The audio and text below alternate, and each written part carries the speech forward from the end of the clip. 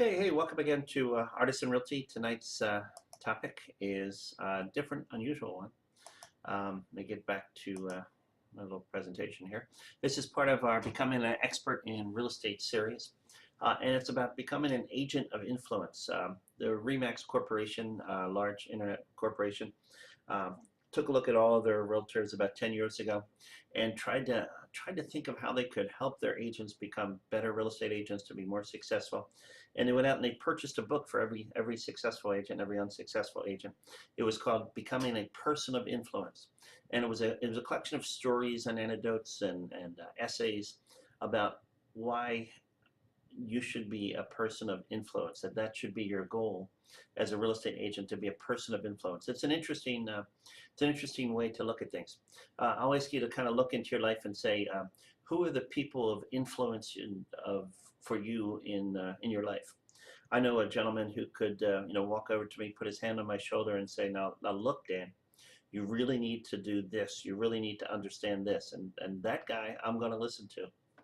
I know people, when they stop and they tell me a story, there's a reason they're telling me a story. They see something going on in my life, or the way that I'm operating, and they need to express things in maybe a non-direct way. And through the stories, they'll influence me to be a better person, a better real estate agent. Obviously, parents, friends. You can start thinking of the people who influence you, and think of the people who don't influence you. Just today, I explained to someone one of the reasons I attribute most of my success in life and the lifestyle that I've achieved is because I don't listen to people. People tell me what they think. They try to control me within their bubbles of comfort and risk, and I ignore it completely.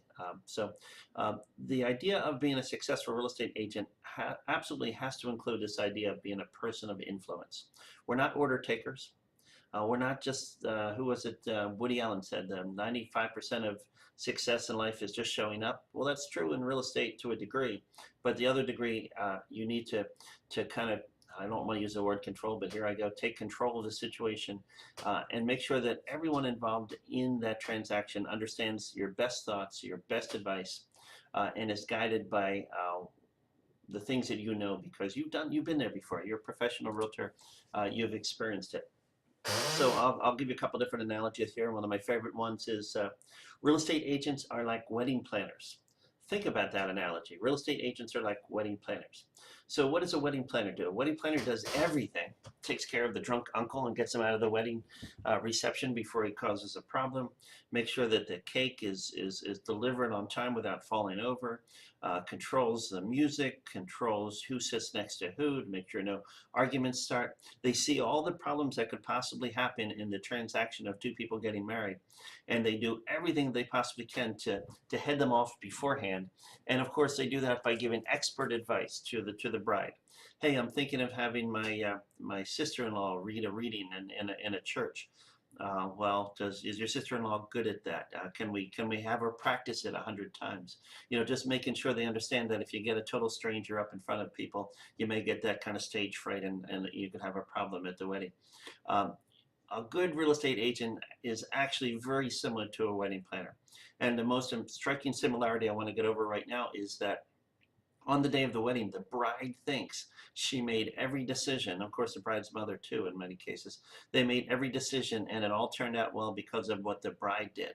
The wedding planner lets the bride and the mother of the bride think that they made every decision and it turned out well because of the bride and the mother's decisions. A real estate agent doesn't get to choose the house someone's going to buy, doesn't get to choose the mortgage company they're going to use, doesn't get to choose the home inspector, choose the seller and the seller's attitude. However, a good real estate agent is like the wedding planner, where they take in all the elements that are going on and they influence the activities of all the parties involved. They influence it sometimes, just like Woody Allen said, just by showing up at a home inspection, for example, or sometimes it goes to higher levels. We'll take a close look at that. Anybody can kind of join the real estate business, sell 3 or 4 houses, and kind of claim themselves that they're a real estate agent. But to get to the next level, you really have to kind of grab the bull by the horns, for lack of a better word, and start controlling the elements of what makes a successful real estate transaction. Good example for you. We did some surveys of experienced real estate agents and found out that they lose less than 1% of a transaction because of events surrounding a home inspection. Whereas a novice real estate agent will lose 35% of their transactions, 35% of their income, if you think about it, due to home inspections. We have an entire video in our training series here about how to take over and control the aspects of home inspections so you don't lose 35% of your income as well. So it's just a good example about how important this stuff can be.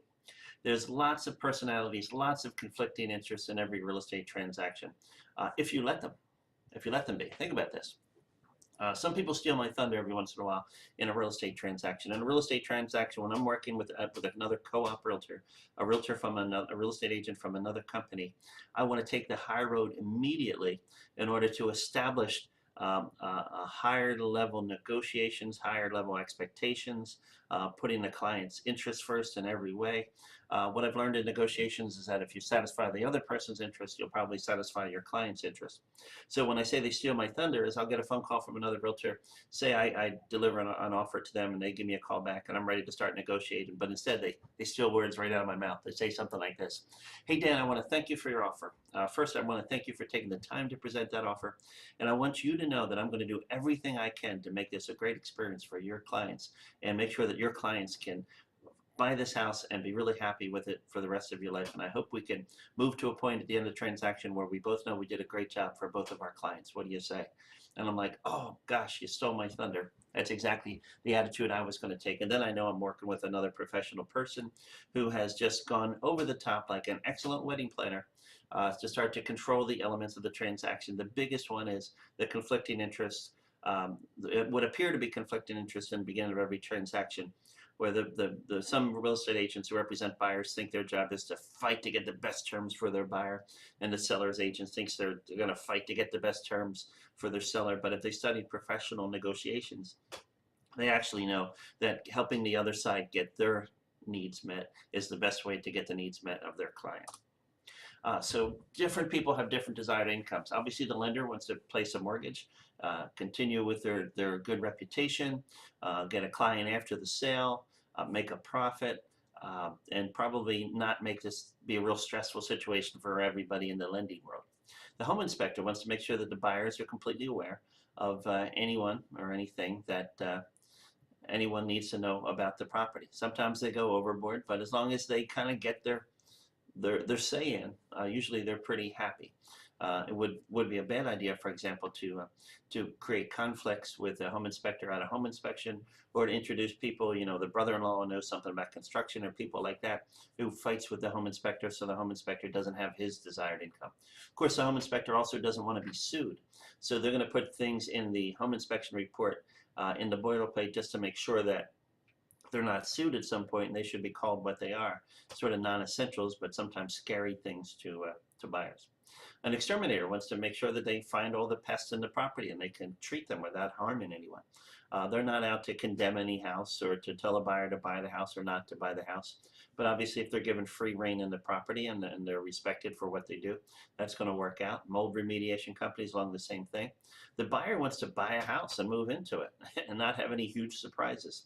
The seller wants to sell his house and move out and get his money from it and not have any huge surprises. The seller's agent wants to represent the seller's best interest and get future business from the seller. The underwriter at the mortgage company wants to make sure that this loan won't fail somewhere in the future. The real estate appraiser wants to make sure that the buyer's not overpaying or underpaying for the property. The real estate company, sorry, I have an old term in there.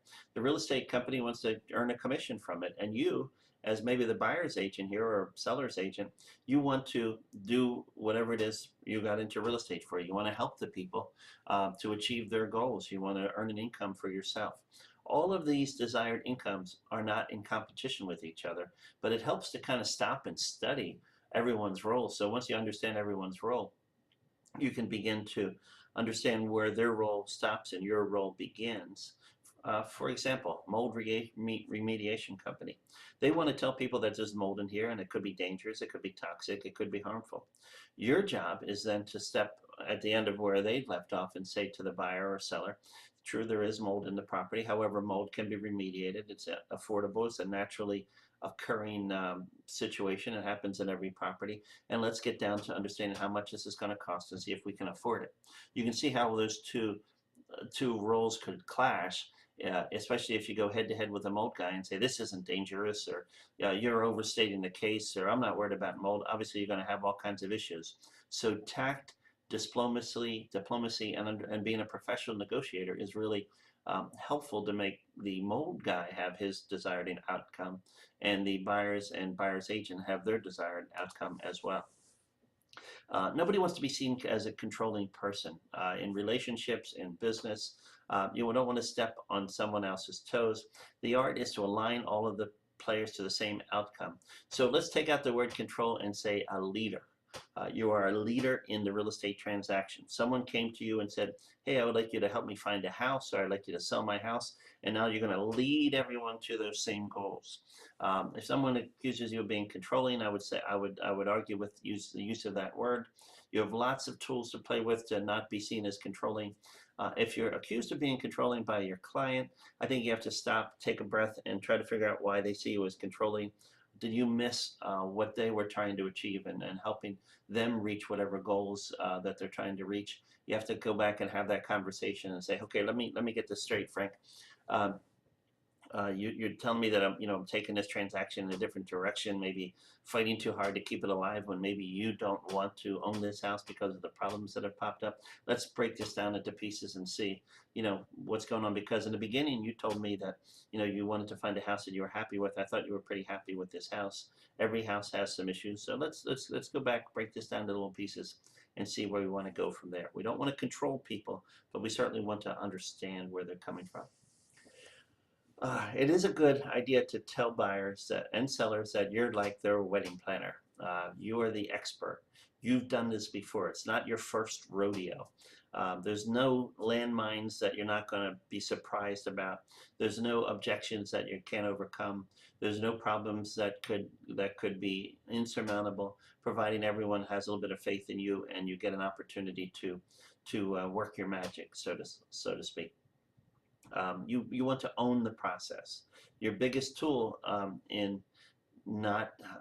dealing with buyers and sellers that don't want to see things your way is frankly to say, I'll call it a diplomatic note, to say, I appreciate what you're saying, Bill, about the home inspection issues being complicated, but I actually see it a different way. Let's go down and take a look at the property again and take a look. This property did appraise for $210,000 and you bought it for $200,000. So the fact that it has a $500 bad hot water heater, shouldn't really be an obstacle in you achieving your goal, which you told me in the very beginning, which was to purchase this property. Obviously, you don't want to have it in such constructed language as that, but that's the direction you want the conversation to go. First impressions are really important, setting the tone. We're not talking about it in this particular video, but we do have a totally planned and not canned first-time buyer interview. Actually, not first time, just a buyer interview, somewhere where you want to take an opportunity to go through some points with the buyer so they understand your role, you understand their role, make them understand that your job is to help them make good decisions in their real estate transactions. In order to achieve that, you're going to have to stop them every once in a while and show them things and tell them things and point things out to them. If they understand your objective and it jives with theirs, they're probably okay. Of course, your honesty and integrity is key in this. I don't like having either my honesty or integrity questioned. If someone does, then they probably don't understand me, and we have to go back and make sure that we're starting out on the right foot with a buyer and a seller. There's an expression on the top right about caring, and it goes like this: nobody cares what you know until they know that you care.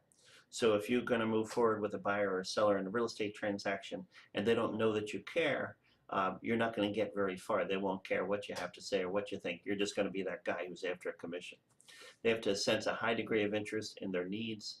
They have to understand that you're very knowledgeable. It's interesting, I just saw two different home inspectors. One was the expert, the other one was the person who was learning from it. And I noticed the difference between the two home inspectors on two different home inspections. Whereas the experienced home inspector would stop in front of a heater and give an intelligent dissertation about the heater and how the heater works and prove that as far as this one appliance, he knows more about this appliance than maybe even the manufacturer. And then you can kind of project that he knows as much about all the systems in the property as he knows about this heater, but he doesn't have to go into all that because he's proven it with that one heater that he knows exactly what he's doing. Whereas the new home inspector never stopped at any point through the property to prove that he had the knowledge and experience. In fact, he had it, but he didn't take the time to prove it to the buyers who were buying the property. And it was interesting that the experienced home inspector set a much higher standard as a great wedding planner home inspector than the other newer home inspector. So a new real estate agent should be ready to, at least in one point, stop the presses for a second and talk about mortgage financing or talk about roofs or talk about negotiation skills or something like that, and make it known that they're dealing with an expert. I stop buyers every once in a while when I meet someone brand new. I have to let them know, hey, I just want to make my little 30-second commercial right now, if it's okay with you. I've been doing this for 32 years. I've overseen tens of thousands of transactions. This is not my first rodeo. I understand everything that's going to happen in your real estate transaction. And frankly, in the nicest way, I would say you're really lucky to have an agent like me representing you. Once I put that into the mix, they can challenge it, they can accept it, but at least I've begun to influence the transaction and begun to do what's best for the client, which is to open up some channel of communication so we can talk about things that we need to talk about when they pop up in the real estate transaction. Every once in a while, the biggest challenges to real estate companies is that buyers want to go out and they want to shop for their own lenders. They want to shop for their own home inspectors. They think that they know who the best mold remediation company is. Maybe someone who's connected with their family or something like that. That's not the case. People who decide they're going to shop for their own lenders will probably mess up their transaction in more dramatic fashions than they can possibly imagine. It's like saying, I'm going to Afghanistan for a vacation right now. It's a dangerous thing for someone to do. And I need to use that diplomatic no and say, look, you can shop for your own lender. You can certainly do that, but I want you to know that you're going to move this transaction from a 98% chance of being able to close on time to probably about a 60% chance on time. I really need to help you influence this transaction with the lending. I want to know that you'll at least talk to my lender, or maybe I may not be the right realtor for you. It's in the time when this slide was made, that was the case in the mortgage market. There was just lots of mortgage companies that couldn't do things because of the way they were structured. Lots of companies that could. It's not as bad right now, so it's not as, you don't have to be as aggressive about that. But home inspectors is a good example. Hey, I want to go out and call a home inspector. I definitely got to do it Thursday morning. It's the only time I have off from work. Let me find a home inspector that's available then. I would have to say, hold on, you may have to take a day off from work to get a good home inspector. Here's the truth. The good home inspectors are out right now. You're not going to be able to get them on the phone because they've got great reputations and they're busy. The bad home inspectors are going to be home answering their phone. If you insist on calling 10 to try to get one who can do it that Thursday morning, you're going to default to the bad home inspection, and you're not going to get your money's worth, and you're not going to understand what's going on with this property so you can make smart decisions. David, and it's funny, it sounds like I'm being very pointed and very sharp with these clients at this point, but I would have built up a lot of trust if I did it the correct way by this point. And then David Knox, a great national sales trainer, always points to a real estate agent when they decide they're going to take a vacation. They, out of nowhere, buyers and sellers seem to appear. As a joke in a real estate company, you want to sell some more houses, just take a vacation. And all of a sudden, tons of business will be there. And then you have to start treating people like this. I don't have time to show you the house, but on the way to the airport, I can show you the house, but I'm bringing a contract with it. If you want to buy it, you've got to sign right down. I really don't have time to show it to your family and everybody else. I'm going on vacation. And it sounds like something very strange that, a salesperson would say to a client. But you know what the client says when you say something like that? They say, okay, that's great. Thank you for your time. I really appreciate your effort. There's a type of directness that you usually don't get when you're going around begging for business all the time or just happy to have clients. That seems to pop up when your time is limited.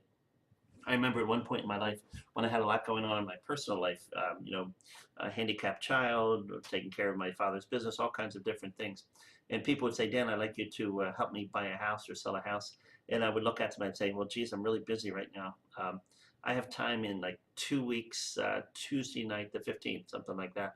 And they would say, oh, thank you very much. Where prior to being that busy, they might say, I want to see a house Tuesday night. And I'd be like, in my head, I'd say, well, I got to do something with the kids' school that night. But then I'd say, okay, because I really needed that business. I didn't want it to fall apart. You learn as you go through real estate that just being direct and actually being a little bit inaccessible in your time actually makes your time that much more worthwhile to the other side. It's a very interesting situation. Um, this question, how many honest realtors are there out there? Sounds like a silly question to ask in a training like this, but I don't think there's a lot of honest realtors out there. Therefore, if I know I'm an honest realtor, I think that's a huge benefit that I should be able to put in front of a buyer. You're lucky to get someone as honest as me. I'm going to tell you the truth even when it hurts. I'm going to tell the seller that their house smells like their dog. I'm going to be honest, and that honesty is valuable in a real estate transaction. The truth is that 63% of all transactions settle in the month that they're scheduled for. If a buyer or a seller has to push their settlement back a month or two because all of the details weren't handled properly by experienced real estate agents like a wedding planner, that's going to hurt people a lot as they move forward in the transaction. I need to tell that to people. The honest truth is that 1 out of 3 real estate transactions are messed up by buyers, sellers, agents, or mortgage companies. I don't want that to happen. So you really have to listen to me and schedule your settlement, for example, not at the end of the month, in the middle of the month when the mortgage companies aren't so busy. Lenders often misrepresent and overcharge buyers. You really have to listen to me when I tell you that this guy is a good lender and these other people we really don't know, so they may be troublesome to you. I really know this. I've been at settlement explaining settlement sheets where large thousands and thousands of dollars have been charged to people, and there's nothing you can do about it by the time you get to settlement. There are good lenders and bad lenders. I know the good lenders. You really need to listen to me. I only get paid if settlement takes place. My interest is aligned with you, Mr. Buyer, Mr. Seller. Please listen to me. I know, this choice that you're about to make to, for example, tell the reject a buyer's reasonable offer as opposed to counter offering, you'll never get a second chance to do that. I know this from my experience. I'm being totally honest with you. 15% of all transactions completely fail and cancel, and buyers and sellers have missed their opportunity to meet their goals to buy a house or to sell a house. I know this for a fact. I know why that happens. When I see that begin to happen with your transaction, Mr. Buyer, Mr. Seller, I need to tell you, and you need to listen to me. You start getting a sense of the tone that I'm taking, which is a little bit different than my normal tone. This is my professional tone when I'm dealing with clients when there's these serious issues going on. Let's go back to the wedding planner. You really have to listen to me, Mr. Bride, Mrs. Bride. I'm sorry.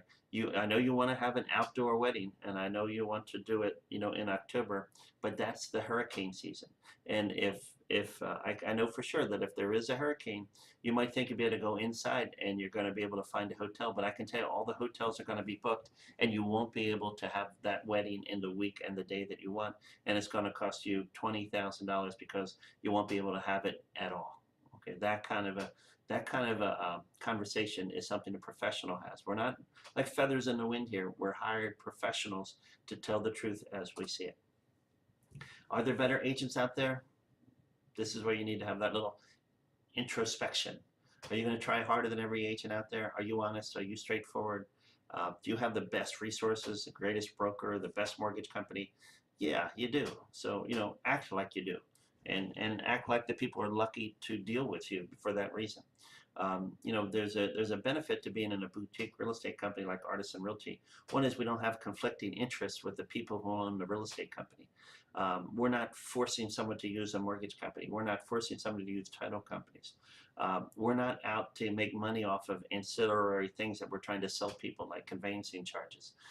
We offer a great deal to people. We are great agents. We have been hired based on our honesty and the experience that your broker has had with you. You've been tried and tested. People are lucky to get to deal with you. Let's assume the right posture. It is the truth. You're working for a great company, honest brokerages. We're not picking people's pockets. We're treating them fairly. People who deal with Artisan Realty are really in a good position as far as the consumer end. We'll do whatever it takes to sell their property. We'll do whatever it takes to find them a property and make sure that they meet their needs, and we'll give them the best advice. If you present a team early as a real estate professional, which is, hey, it's not Dan Burney, the greatest real estate agent in the world. You guys are lucky to get me. This is Dan Burney, the greatest real estate agent in the world, and our title company, the best, most honest title company with the most reasonable charges. Hey, we've got the greatest lender over here, Rick Neff from U.S. Financial Mortgage. I've known him for a while. I know he works hard. I know he works every day of the week. We've got the best home inspectors, Jules Falcone, teaches home inspection at Temple University. You can't get any better anywhere you go. We've got Rick Vanderslice, the professional full-time real estate attorney, able to answer our questions anytime I pick up the phone. We have access to appraisers who can make sure we can negotiate our way out of appraising situations. We have the best people in the world working for us. You get the whole team. You don't just get me. You're not just, I know you're meeting me at a house tonight in the dark in Clifton Heights tonight, but you're going to get the whole team. This is what I'm selling. This is why you're so impressive. Take a picture of you and your whole team. If you can't get them all together, put all their pictures on a page and say why they're so great, and get some power in the transaction. Let the people know that you're a valuable person here. Control your actions, your attitudes. Great communication with people. You don't want to leave sellers in the dark. We want to tell buyers this mysterious, crazy thing about making sure that they get their mortgage approved and they get the settlement on time, which is forget about talking to the mortgage originator, talk to the processor. You know exactly where you stand. We'll teach people how to understand inspectors and inspections and inspection reports, looking at appraisals, how to work with co-op agents. We know what we're doing. We have the correct action and attitudes. We're Artisan Realty, we're a unique group of real estate agents picked for a certain reason, and that's because we're willing to learn, we're willing to be the best agents, and therefore we're willing to give our buyers the best opportunity to make good decisions in their real estate transactions. It's a very unique type of company we are, and you should be able to sell that to any intelligent buyer and seller that's out there. Let's talk about actually, I'm going to jump ahead. I'm going to jump ahead here for one thing. I'm going to assume the worst. I'm going to tell my buyers to tell us. I'm going to assume the worst in every transaction. I'm going to look for every pitfall. I'm going to look for every problem. I'm going to look for every situation. I'm not going to schedule a settlement at 9 o'clock because the money may not be wired in time for the settlement to continue. I'm going to schedule settlements at 1 o'clock. My experience just saved everybody 5 hours and $100 an hour with moving trucks. I'm going to be prepared for everything. I'm not paid as a real estate agent to be passive, just kind of go with the flow and let my clients make bad decisions in their real estate transactions. I'm going to inform them of everything. I'm an agent of influence. My influence over this real estate transaction is what I get paid for and why you chose me. And it's the reason why you're going to have a successful transaction because of the influence I am bringing to the transaction.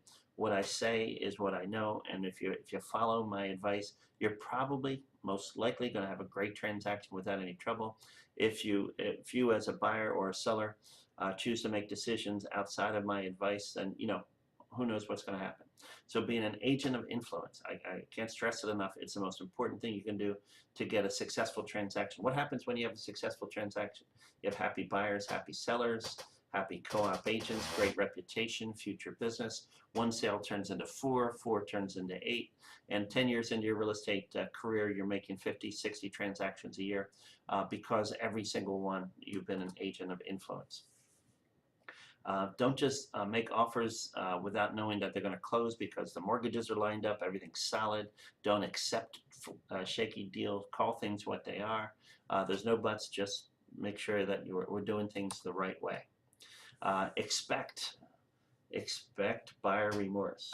If I'm a seller's agent, I'm going to expect buyer's remorse. If I'm a buyer's agent, I'm going to expect buyer's remorse. That's where the buyer wakes up the next day and says, oh my God, what did I do? And tries to get out of the contract. Of course, if you handle that correctly because you're an agent of influence, an experienced agent, and you've been trained by Artisan Realty, you know how to make sure that buyer remorse never occurs. We'll talk about that in different training. I'll keep you hanging on that because we know how to make that not happen. Relationships with other co-op agents and brokers, that's the listing agent, if you're the buyer's agent, for example, are not adversarial. I was at a real estate settlement once and a real estate attorney said, this is very interesting, he said, I believe that real estate practice is not adversarial. This is not what you learned in real estate school, where you're the buyer's agent, you represent the buyer's best interest, and then you have a seller's agent who represents the seller's best interest, and you fight all the time. It's not like that. Smart real estate agents, just like smart attorneys, know that the buyers and sellers' interests are aligned. The problem, or the challenge, is to figure out where those alignments are, and then work together to make them happen. Go over the top, kill them with kindness and respect. Call petty issues what they are and set them aside. Work within the personalities that are presented, but control them in the respect that you're influencing people to the right direction. Stop the show every once in a while. Go for a walk with your buyer or seller. Bring them up to speed about why they shouldn't be acting or should be acting in a different way, and help them along. This is our job. This is what we do. We don't show houses and magically they get to settlement. We have to be an agent of influence. Would you ever go to a doctor, get the doctor's advice, and say, "What the heck do you know about hernias? What the heck do you know about a broken arm?" Certainly, you would never do that. You'd listen to your doctor. You'd take their advice. You're scared if you don't take their advice. If the doctor says you need blood pressure medication, well, you better take blood pressure medication. Busy attorney's advice. I just had great attorney's advice the other day. They said the legal expense to try to collect this $5,000 would be about $5,000. Why don't you give them a call and see if they'll split the difference? That was great advice from an attorney. I would never say, "What the heck do you know? I'm going to try it my way," right? You would never tell a pilot in an airplane, "You're flying the wrong way," a ship's captain, right? A good, smart real estate agent is just like that. If you act that way, you're going to be treated that way. If you act like you don't know what you're doing, or you're just along for the ride to hope to get a commission, you're going to be treated in a very bad way, and you're going to have bad results too. You're a confident expert. Remember, nobody cares what you know until they know that you care. Start out like that. The best thing I'll repeat it again.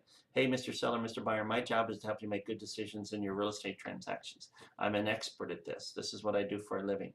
My advice, if you take it, will save you money, save you time, save you energy. If you choose not to take my advice, you could find yourself with some serious problems." Sounds like a doctor, sounds like an attorney, sounds like a pilot, sounds like a ship's captain, sounds like a good real estate agent talking, right? Don't let anyone try to tear you down. The funny thing about real estate agents is that everybody thinks they know everything about real estate. The guys I play poker with think they know more about real estate. Every seller, every buyer, every guy cutting someone's hair, every barber, every bartender, everybody thinks they know something about real estate, and they're all willing to give advice. Very confusing for first-time buyers when they buy a house, because they go to work and everybody in their pods gives them advice, and their boss gives them advice, and their parents give them advice, and their cousins give them advice, and in fact, none of their advice is any good at all, right? The experienced real estate agent knows what they're doing. Their advice is important. You get the idea. I'm going to leave that alone. So in real estate, there are order takers, people who just respond to a customer's request exactly as stated, but do nothing more. They accept what they're asked to do and they do it, and they hope and pray that everything's going to get to settlement. And maybe it will, maybe it won't, but that's not really why we get paid, right? We get paid because we are an agent of influence. I'm going to jump ahead on that. So an expert's value proposition, my value proposition, just like a wedding planner, just like a surgeon, just like a home builder, it's the outcome of the transaction that is my value proposition. If you want to buy a house with the best deal financially, the best house, the best condition, then listen to me. Any deviation from our best efforts and control will result in a poor income. I'm going to help by influencing. I'm going to help by bringing my experience to the table, right? Let's see. Let's talk about that a little bit. Yeah, just imagine 6 people driving a car with 6 hands on the wheel. Imagine a builder that says, "Okay, I'm the builder of this house, but you can pick your own drywall guy, you can pick your own framer guy, you can pick your own roofer, you can pick your own color guy, you can pick your own brick guy, you can pick your own sidewalk guy, you can pick your own landscaping guy." Imagine what that house looks like when it's done, right? We are the person, just like the builder, just like the architect, just like the wedding planner. We're going to shape the whole thing. We're going to share our image with people from beginning to end. That's, excuse me, that's what real estate agents do. So that's it. That's being an agent of influence. Hopefully I got your adrenaline pumped up, and hopefully I described what a good real estate agent is like, what kind of experience a real estate agent should be collecting so they can bring that and make it valuable. Of course, one more little thought, I'll just throw it at you here. I know it's a blank screen and my picture's there, but when I was in St. Joseph's University, I had a professor, Elizabeth Zachary Cohen. She made an interesting point. She said, you can learn two ways in life about different things. You can learn by experience, or you can learn by gaining knowledge. Right now you're gaining knowledge, right, through some training. And she said, if you learn from experience, you're going to make mistakes, you're going to harm people. Think of the experience soldiers make when they go off to war, right? Luckily, some come back and they've gained knowledge from it, but some had a pretty bad experience. So take this to heart, understand the role of a real estate agent, gain from this knowledge, from this education, and move forward with it. You'll have a lot of success, and success is what we're all about. Thanks. Have a good day.